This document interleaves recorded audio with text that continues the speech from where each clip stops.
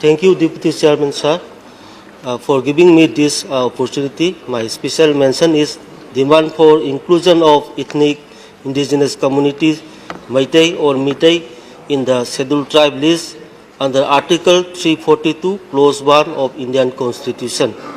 Since 2013, the Meitei have made many representations to Honorable Prime Minister, Home Minister, Minister of Tribal Affairs and other union leaders for consideration of including Meitei in the ST list under Article 342, Clause 1, but till today any positive or concrete action has not been come out from the union and the state government so far, unless they are provided with constitutional safeguard, that is the ST status.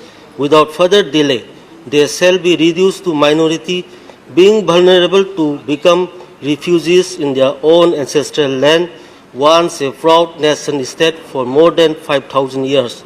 So I request the Government of India through this House to kindly take up necessary action and instruct the state government to do the needful as early as possible. Thank you, sir. Thank you.